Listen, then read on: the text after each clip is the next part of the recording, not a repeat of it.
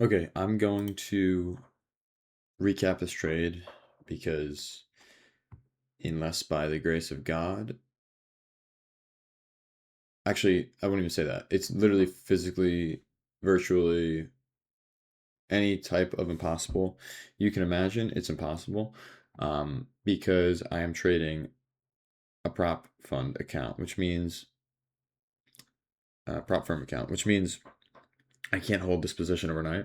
So even by the grace of God, if this were to for some reason not stop me out and go in my direction right now, it would still be a loss because I have to close this in, um, or I get auto closed in like 2 hours or less. So, anyways, I didn't think this was a bad trade. Um, again, I'm,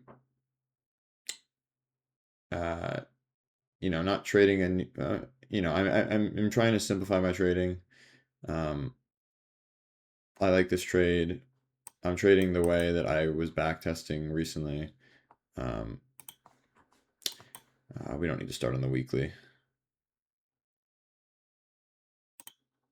Although I guess it's important to note that we did take this was an old marking. We did take the previous weekly high already um, this morning. So um, that's what we reacted off of. I don't know when we took this. Let me just check. No, we'd taken this at 8. We swept it. So that was before I even got in the trade. Anyways, Um, so on the daily, it looks like, I mean, at this rate, we're going to tap back into the hourly or the daily for value gap, excuse me. But yeah, I mean, we're trading inside of some heavy chop. Look at the daily; it looks terrible. I don't know. There's really no avoiding it. I'm not going to complain about it unless I'm going to choose just not to trade until we get out of this seemingly never-ending chop fest on the daily time frame. So I'm not going to complain about it and say, "Oh, that's the reason I lost my trade." Whether or not that's true or not, it's not worth complaining about because the alternative to avoiding this type of loss, then, if that's the case, is to just not trade, which is an option. But I'm not really here to entertain that. I'm trying to just execute when I believe probabilities are on my side. And this is one of those times that I believe that. So daily, you could say we're bearish, but realistically, there's no finding a bias on the daily time frame right now. The 4 hour looked nice because the 4 hour we dropped heavily last Thursday and were disrespecting multiple bullish PD arrays on the 4 hour. And then what I didn't like about ES, but at the end of the day, NQ managed to do this, so it didn't really matter to me as long as one of the pairs did it. But NQ tapped into its 4 hour and went lower from there. ES did not tap into the 4 hour; it went lower without doing that. But again, since NQ did it, I didn't really care. I was actually counting that as like it's been tapped because NQ did it. There's no reason for us to go higher here just to tap this. I don't believe that's the target for us to go lower at this point. If it is, I'm wrong again, and I'm not. It shit happens. You're gonna be wrong, but at the end of the day, I'm not really here to believe that we decided to pump up just to hit this 4 hour that's unfilled when NQ already filled its 4 hour or tapped it. Um, yeah, I just don't believe that that's the case. I think now at this point, if we do end up reaching into this 4 hour, we'll probably just continue to chop around. Do we go lower from there? Maybe. Do we go higher from there? Maybe.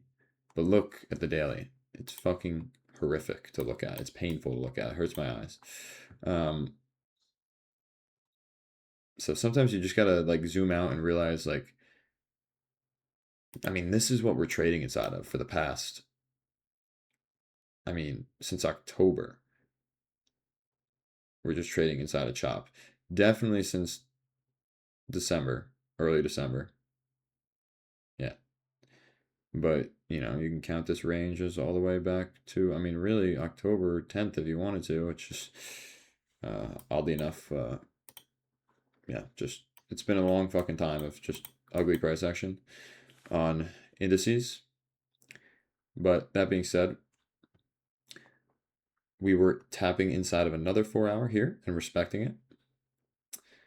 And like I said, this was already filled on NQ, so I didn't really care too much that we didn't fill it on ES. So we were tapping inside of that.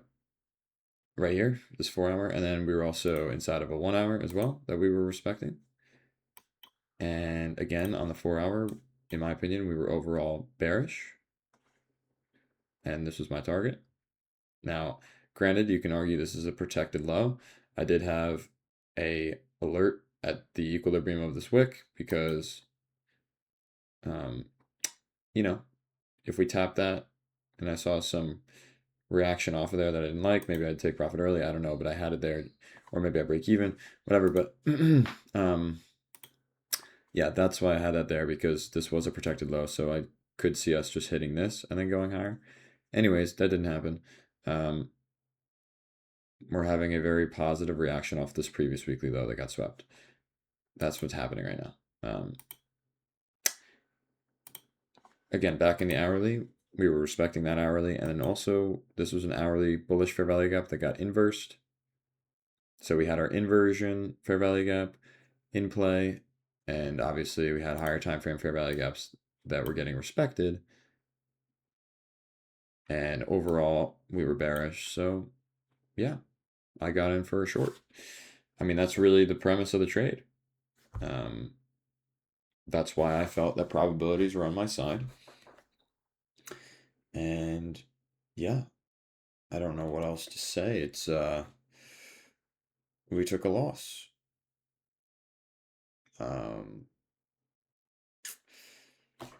This is a trade that I would have taken. You know, let's just quickly. Right, so this is a trade I would have taken if I was backtesting. Looking at my backtesting for this, trying something new, just basically utilizing higher time frames as opposed to lower time frames. I'm trying to enter mainly off of the same stuff. I'm being a little bit more lenient with whether or not I enter with there being an inversion fair value gap or not. But, you know, that being said, utilizing pretty much the same concepts, just on a higher time frame. My entries are not taking place on a 5 minute or below anymore. They're taking place on an hourly or a 30-minute time frame. Anyways, you know, that's a trade that would be part of this data. And you know, this data suggests that this model is positive, is a profitable strategy. 62% win rate. This is a year's worth of price action essentially.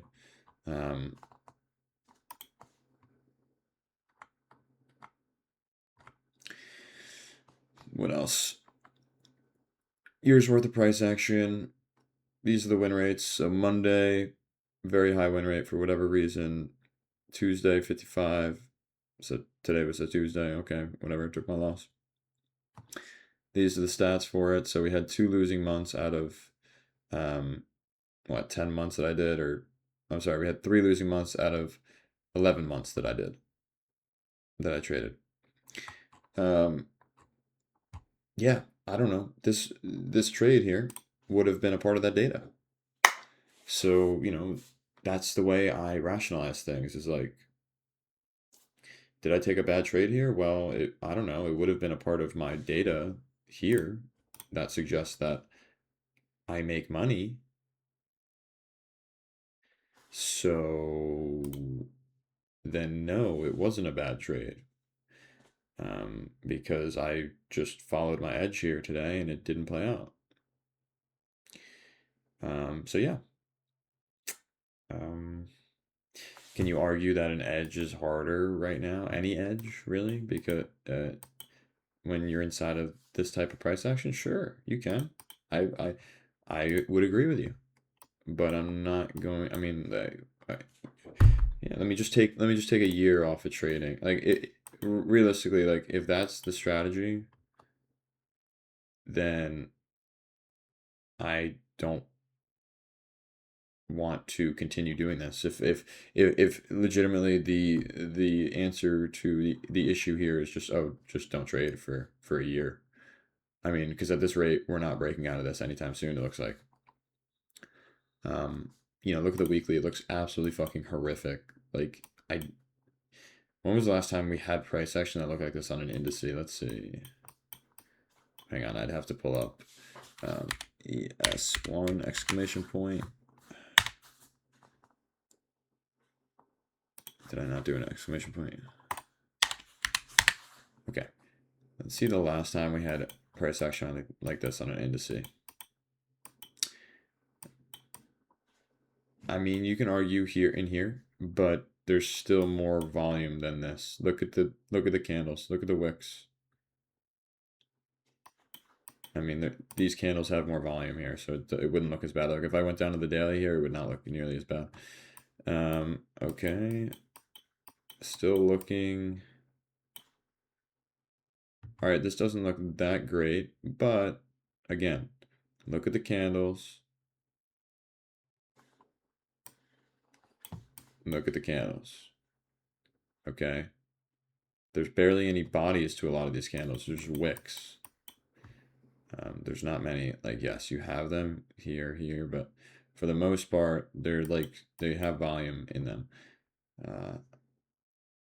It's tough. It's tough to find this is really shitty times we're trading in. I don't know what else to say. But anyways, that was my trade idea for today, and we'll see what the rest of the week holds.